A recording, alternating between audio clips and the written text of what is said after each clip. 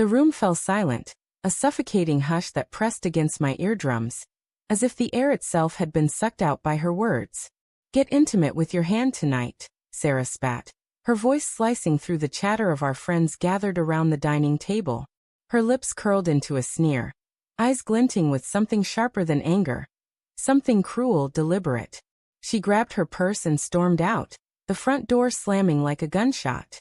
The wine glasses trembled on the table, and I sat there, frozen, my face burning under the weight of 6 pairs of eyes. They didn't know where to look, anywhere but at me. I forced a laugh, brittle and unconvincing, and muttered something about her having a rough day. My hands shook as I poured more wine, the crimson liquid sloshing over the rim of my glass. The room resumed its hum, but the air had changed, thick with pity and unspoken questions. I wanted to scream after her, to demand why she'd chosen now, in front of everyone, to humiliate me. But I didn't. I sat there, swallowing the acid rising in my throat, replaying her words in my mind like a stuck record. They weren't just cruel, they felt like a confession. The evening dragged on, each forced smile and polite nod carving deeper into my chest. I kept seeing her eyes, the way they'd locked onto mine with that strange, defiant spark. It wasn't the first time she'd been sharp with me, but this was different. This was public, calculated, like she wanted to wound me in a way that couldn't be undone. As our friends left, offering awkward goodbyes, I felt the weight of the house settle around me. Its creaking floors, the faint hum of the refrigerator, the oppressive quiet of her absence. I poured another glass of wine and sank into the couch, staring at the wedding photo on the mantel. Her smile in the frame looked like a stranger's. I tried to rationalize it. Sarah had been distant for weeks, her laughter rarer, her touch fleeting. Work stress, I told myself. Long hours at the law firm, late nights with clients. But now, her words echoed, and the excuses I'd built crumbled like sand. I grabbed my phone, scrolling through our texts. The last message from her was from this morning. "Running late, don't wait up. No love you, no warmth. Just cold efficiency." My thumb hovered over her number, but I didn't call. Instead, I opened her social media, something I hadn't done in months. Her posts were sparse, professional, photos of her at conferences, smiling with colleagues. But one image stopped me cold. A candid shot of her laughing with a man I didn't recognize, their shoulders brushing, his hand resting on her arm. The caption read, "Teamwork makes the dream work." My stomach twisted. I told myself it was nothing. A coworker. A friend. But the way her body leaned into his, the ease in her smile. It was a version of her I hadn't seen in months. I clicked on his profile. Daniel Harper, senior partner at her firm. His feed was a mix of legal jargon and polished headshots, but one post caught my eye. A photo of a dimly lit bar, 2 glasses of whiskey, and a caption. "Late nights, good fights."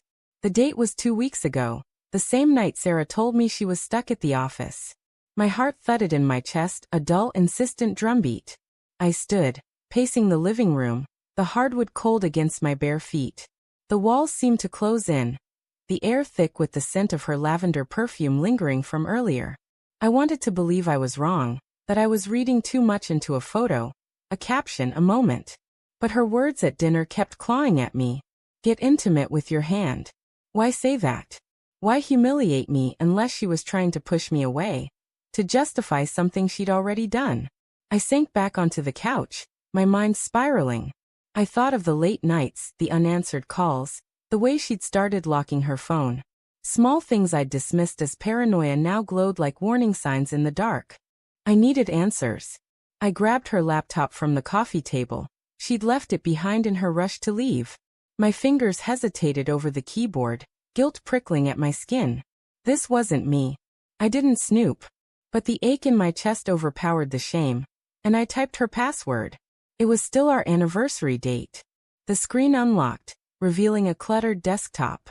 I opened her email, my pulse racing. Most were work-related, dry exchanges about cases and deadlines. But one email, buried in a folder labeled personal, stopped my breath. It was from Daniel, sent 3 days ago. "Meet me at the usual spot. Can't stop thinking about you." My vision blurred, the words searing into my brain. I clicked through more emails, each one a dagger. "You make this worth it." Need you tonight. She doesn't suspect anything. The room spun. I gripped the edge of the couch, my knuckles white, nausea churning in my gut.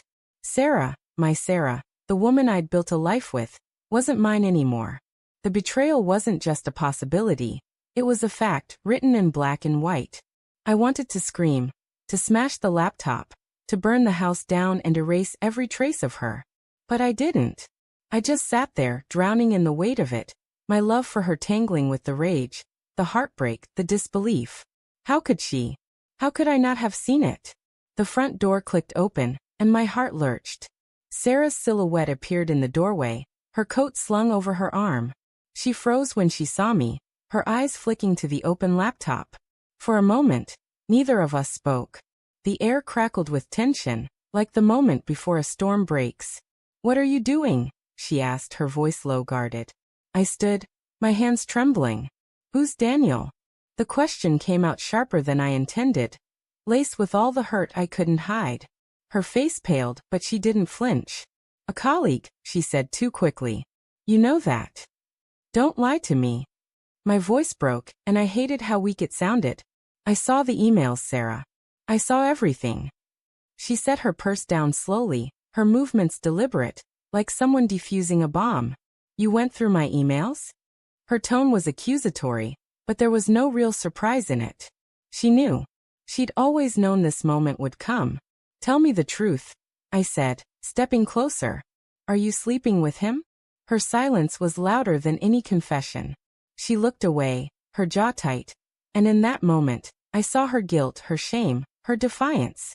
"It's not what you think," she whispered finally, but the words were hollow.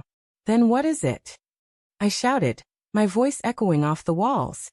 "Because it looks like you've been lying to me, sneaking around, making a fool of me in front of everyone." Her eyes flashed with anger now, the same fire I'd seen at dinner. "You think you're so perfect, don't you? Always playing the good husband, never asking what I need." I was suffocating, Mark. "Daniel, he sees me. He listens." Her words hit like a punch, stealing my breath. I wanted to argue, to tell her she was wrong, but part of me wondered if she was right. Had I missed something? Had I failed her? The doubt gnawed at me, even as the betrayal burned. "So you humiliate me? You throw it in my face in front of our friends." "I didn't mean to," she said, her voice cracking. "I was angry.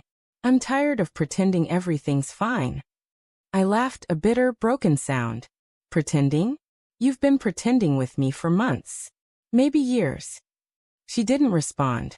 She just stood there, tears welling in her eyes, but I couldn't feel sorry for her. Not now. The room felt too small, the air too thick. I grabbed my keys and headed for the door, my heart pounding in my ears. "Where are you going?" she called after me, her voice small. I didn't answer. I couldn't. I stepped into the night, the cold air biting at my skin, and kept walking, unsure if I was running from her or from the truth. Behind me, the house stood silent, a tomb for the life we'd built. And in that moment, I realized the worst part wasn't her betrayal. It was the part of me that still loved her, even now.